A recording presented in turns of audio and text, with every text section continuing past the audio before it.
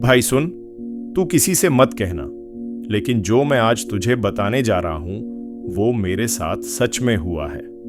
और अगर तूने किसी से कहा तो ना तो कोई मेरी बात का यकीन करेगा और ना ही तुझे चैन से जीने देगा, क्योंकि ये कहानी जितनी सुनने में फिल्मी लगेगी असल में उतनी ही डरावनी, सच्ची और खून से सनी हुई है। तो हुआ यूं कि मैं एक आम सा लड़का था, नाम मेरा राजवीर है, और मैं दिल्ली के बाहरी इलाके में अपने माँ बाप के साथ रहा करता था। हमारा छोटा सा घर था। पिता बिजली विभाग में लाइनमैन थे और माँ एक सरकारी स्कूल में रसोइया। हम गरीब नहीं थे लेकिन अमीर भी नहीं थे। एक संतुलित सा जीवन था। लेकिन एक दिन मेरी जिंदगी की पूरी लकीरें बदल गईं जब मेरी मुलाकात मेरे स्कूल के पुराने दोस्त अजीम से हुई, जो 10 साल बाद अचानक मेरे सामने एक मॉल के बाहर सिगरेट पीता दिखा। पहले तो मैं उसे पहचान ही नहीं पाया, क्योंकि अब वो काफी बदल चुका था। पहनावा, चाल ढाल सब किसी माफिया जैसे लग रहे थे, लेकिन उसकी आंखें अब भी वैसी ही थीं, गहरी और डरावनी। मैंने उसे आवाज दी तो वो चौंका, फिर मुस्कुराया और बोला, राजवीर तू कहाँ गायब था भाई? फिर हमने वहीं एक कॉफी शॉप में बैठकर बातें की। उसने बताया कि वो अब मुंबई में रहता है, थोड़ा काम धंधा करता हूं। ये कहकर वो हंसा, लेकिन उसकी हंसी में एक सिहरन थी, जैसे वो कुछ छुपा रहा हो। फिर उसने मुझसे पूछा, राजवीर तू अपनी जिंदगी में कुछ बड़ा करना चाहता है? मैंने कहा हाँ। तो उसने कहा, तो फिर मेरे साथ चल। एक काम है जो थोड़ा रिस्की है, लेकिन अगर कर लिया तो तेरी पूरी जिंदगी बन जाएगी। मैंने पूछा, कैसा काम? तो बोला, एक आदमी है, बहुत बड़ा बिजनेसमैन, लेकिन उसका काला धंधा भी है। वो चाहता है कि मैं एक खास बैग उसे पहुंचाऊं। बीच में कोई डिलीवरी बॉय नहीं चाहिए। मुझे तुझ पर भरोसा है। मैं हंसा और बोला, सिर्फ एक बैग पहुंचाना है? तो उसने सिर हिलाया। फिर मैंने हाँ कर दी और उसी रात वो मुझे एक काली कार में बिठाकर दिल्ली के एक होटल के बेसमेंट में ले गया, जहां 4 लोग पहले से मौजूद थे। एक लंबा सा आदमी जिसका चेहरा साफ नहीं दिख रहा था, उसने वो बैग मुझे पकड़ ढाया और बोला, कल सुबह इसे लखनऊ के चारबाग स्टेशन के पास होटल सिल्वर क्लाउड में किसी मिस्टर बी को देना है। नाम नहीं पूछना, बैग नहीं खोलना, और अगर खोला तो वहीं खत्म कर देंगे। उस लहजे में एक सख्ती थी जो मेरी रीढ़ में कंपी दौड़ा गई, लेकिन अब मैं मना नहीं कर सकता था। अगली सुबह मैं लखनऊ के लिए रवाना हुआ। पूरी यात्रा के दौरान मुझे लग रहा था कि कोई मुझे देख रहा है, जैसे किसी की नजरें मेरी हर हरकत पर थीं। होटल पहुंचकर मैंने रिसेप्शन से पूछा, मिस्टर बी कहाँ है? रिसेप्शनिस्ट ने बिना कुछ कहे मेरी ओर देखा और फोन उठाया। अगले ही पल 2 लोग आए और मुझे होटल की 5वीं मंजिल पर ले गए।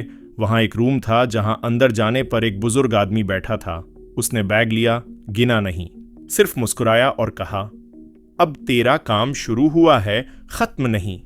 फिर उसने मुझे एक लिफाफा दिया जिसमें 5 लाख रुपए कैश थे और एक कागज जिस पर लिखा था, अब तू हमारा है। मैं घबरा गया, लेकिन उसी रात मुझे अजीम का कॉल आया, अब तू पीछे नहीं हट सकता। अगले कुछ दिनों में मेरी जिंदगी बदलने लगी। मेरे पास पैसों की भरमार थी, गाड़ी, कपड़े और हर वो चीज़ जो मैंने कभी सिर्फ फिल्मों में देखी थी। लेकिन फिर एक दिन मुझे एक काम दिया गया जो सब कुछ बदल देने वाला था। एक औरत को होटल के एक रूम तक छोड़ना था। वो औरत खामोश थी, आंखों में खून उतर आया था, और जब मैंने उसे उस कमरे में छोड़ा तो आधे घंटे बाद पुलिस आ गई और मुझे गिरफ्तार कर लिया। मुझे समझ नहीं आया कि क्या हुआ, लेकिन कोर्ट में जब केस खुला तो पता चला कि वो औरत दिल्ली के एक बड़े नेता की बीवी थी, और उसके साथ जो हुआ वो किसी ने भी नहीं सोचा था। मुझे साजिश के तहत फंसाया गया था, लेकिन वहां एक सीसीटीवी फुटेज ने मुझे बचा लिया। लेकिन उसी दौरान मुझे पता चला कि अजीम अब इस दुनिया में नहीं है। उसे किसी ने होटल की छत से नीचे फेंक दिया था। पुलिस केस बंद हो गया, लेकिन मुझे चैन नहीं मिला, क्योंकि अब मेरे पास वो लिफाफा फिर से आया था। इस बार उसमें लिखा था, अजीम गया, अब तू है।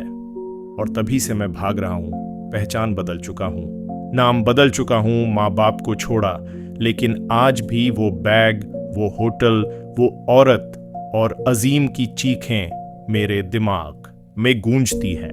मैं नहीं जानता तू इस बात पर यकीन करेगा या नहीं, लेकिन जब भी किसी अनजान नंबर से फोन आता है, जब भी कोई गाड़ी मेरे घर के सामने रुकती है, मेरा दिल कांप उठता है, क्योंकि मुझे पता है कि ये लोग मुझे कभी नहीं छोड़ेंगे। मैंने एक बार देखा था कि उस बैग में क्या था।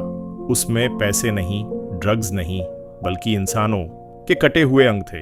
और तब मुझे समझ आया कि मैं किसी माफिया के नहीं, बल्कि किसी राक्षसी खेल का हिस्सा बन चुका हूं। अब तू ही बता, क्या मैं किसी को ये सब बता सकता हूं? कि क्या कोई मुझ पर यकीन करेगा? और अगर तू भी ये बात किसी से कहेगा तो शायद अगला लिफाफा तेरे नाम का होगा।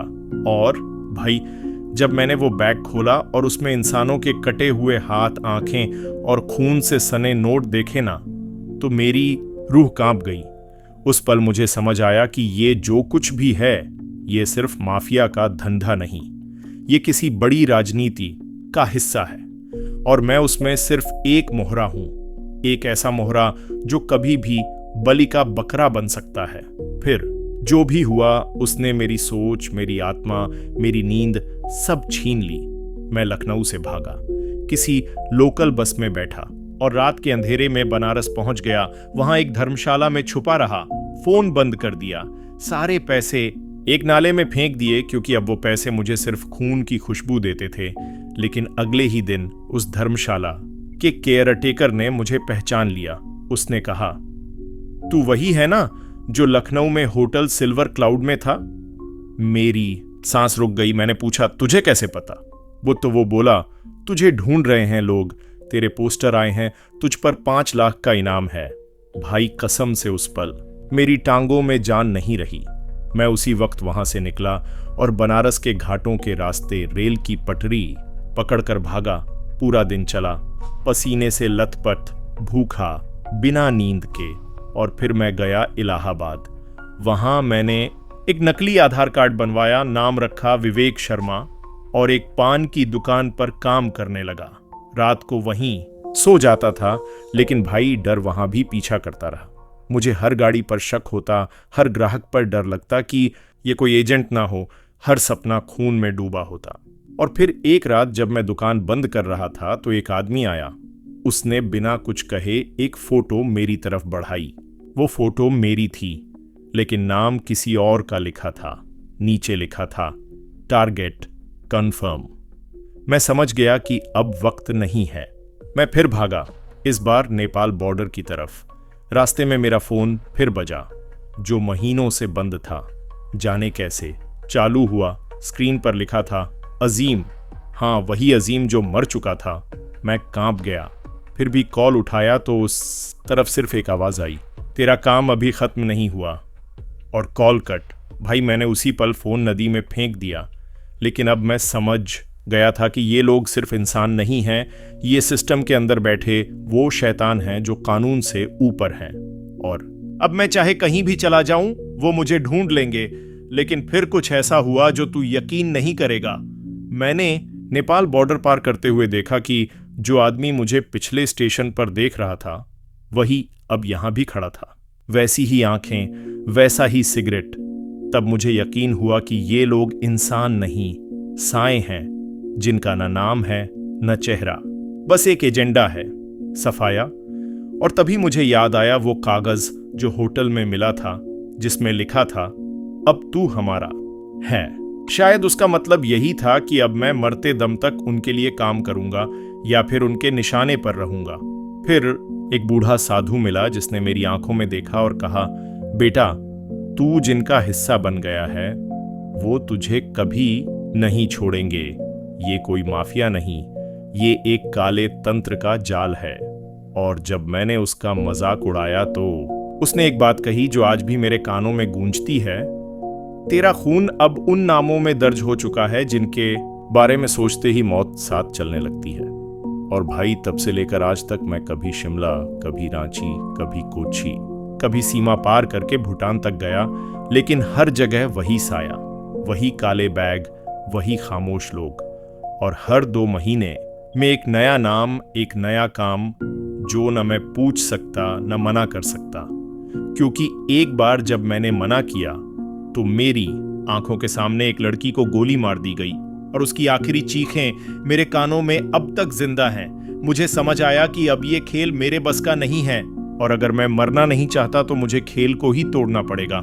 इसलिए मैंने सब कुछ रिकॉर्ड करना शुरू किया, अपनी डायरी में, अपने कोड वर्ड्स में, छुपे कैमरे में, ताकि जब मुझे मारे तो सारा राज किसी तरह बाहर आ सके।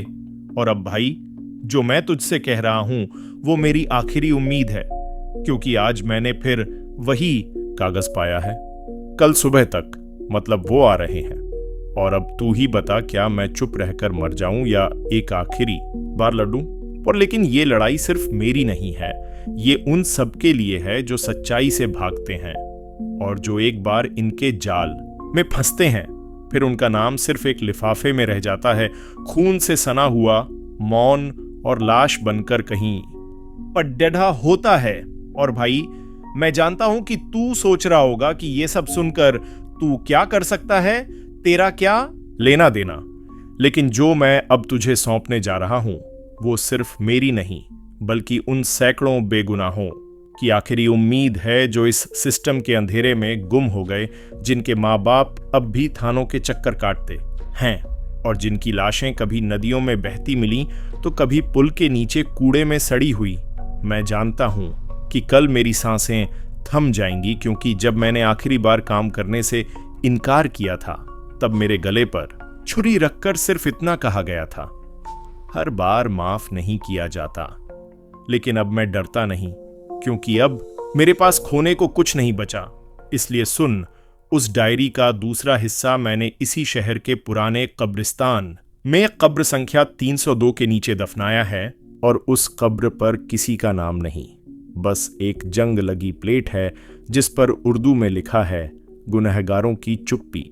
अगर तुझे सच में यकीन है कि इंसाफ का मतलब सिर्फ कोर्ट नहीं बल्कि आवाज उठाना है, तो उस डायरी को निकाल और उस मीडिया रिपोर्टर को दे दे जिसका नाम अन्वेषा दत्ता है, ND9 चैनल में है।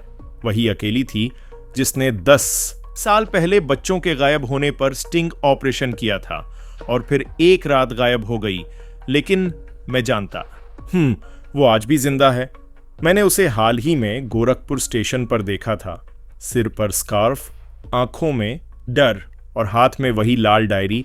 शायद वो भी भाग रही है और अगर तू उस तक पहुंच जाए तो सब कुछ बदल सकता है। लेकिन याद रख, जिस दिन तू उस डायरी को छुएगा तुझे भी वही खेल शुरू करना पड़ेगा जो मैं खेलता आया हूं। झूठ की स्याही से सच्चाई को लिखना, खून से गवाही देना और खुद को मिटाकर दूसरों को बचाना। क्योंकि अब ये कोई आम क्राइम स्टोरी नहीं, ये उस साजिश की परतें हैं जो ऊपर से सरकार, नीचे से माफिया और बीच में ऐसे लोगों से भरी हैं जो मासूमों के खून से अपने बंगले बनाते हैं, जो बच्चों को गायब करके उनके अंग बेचते हैं, जो लड़कियों को उठाकर उन्हें ड्रग माफिया के हवाले करते